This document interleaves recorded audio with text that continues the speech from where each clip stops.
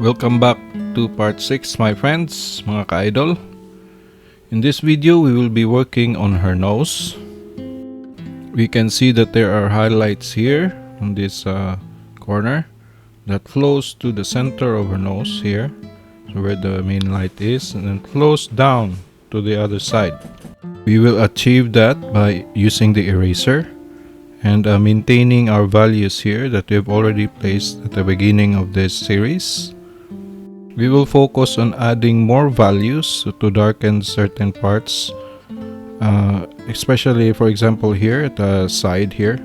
You can see that there's a dark shadow that falls from her nose, and then here also at the top there's a plane shift also that connects to the other side.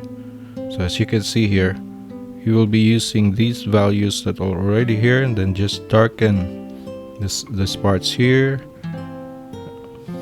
and just slowly darken the values that was already here by adding more strokes to it and achieving a 3D effect, a more 3D effect by just adding values.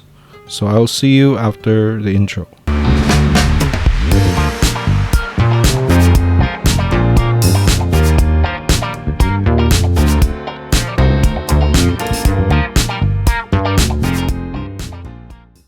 Just a small tip, it's good to try out your brush from picking up the powder on a dark spot on your drawing to see how much charcoal you have. Here, since we already have a dark line here from the first episode, we're just going to extend this shadow, increase it by also fading it out.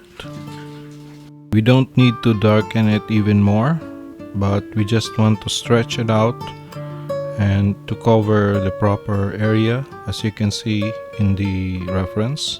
I'm trying to keep a softer edge here from the dark shadows, because in reality, if we examine our references closely, we really don't see a very hard edge there anywhere on the face except for the eyes, certain parts, but really it's going to help if we at least have feathering, that our lines and shadow shapes would be a little bit blurry.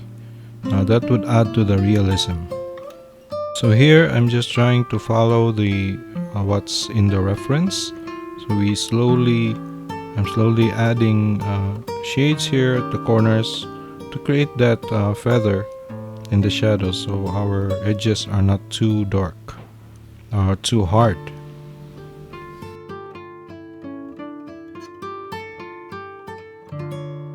Here I'm connecting the shadows from the inner part of our nose out to that shadow shape. So that also shapes the volume, the form of the nose there. So adding the shadows here, of course, as you can see, it's there in the reference. It's just a little bit lighter than the actual darkness here, and we have something very slim, but we can always add more to that later on. So following the same principles from the beginning of this video up to this point, we will use light pressure using one directional strokes as much as possible, and only reserving rubbing the brush on the paper when our brushes don't have too much, when our brushes don't have powder on it anymore. So it's just like cleaning the brush on the paper. At this area here, I was a little bit insecure, so I just employed the rubbing technique, and also because I was struggling with the Oslo paper here, but it's fine. You can still get the correct value by just using this brush. It took a little bit longer because I was trying to see if the shadows are form shadows or they're drop shadows. So that made me a little bit insecure in my strokes, but it's fine. It's fine. That happens. The important thing is we don't go too dark too soon, so we can control our values. I guess we can speed up the video from here on. So let's just do that. So like I said before, it's better to start at the darkest point whenever we're trying to shade an area or a line. It's better to start from the darkest point and use our singular strokes there. As you can see here, I'm just flowing the brush to create those subtle darkness there, and then just connecting the shadows, slowly building up a shade by just brushing lightly.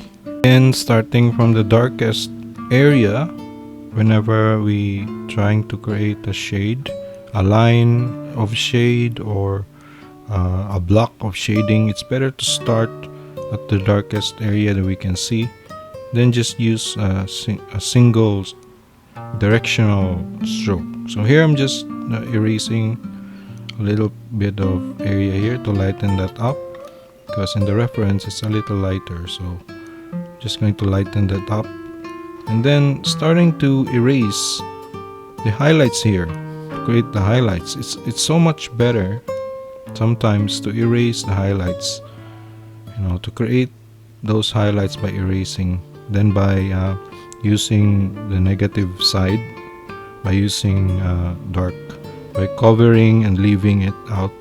But of course, both of this work. We want to leave the areas that are lighter, of course, and then of course just enhancing it by removing the charcoal there.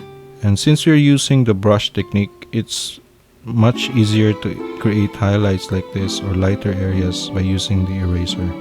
So that's it for now, and I'll see you in the next video.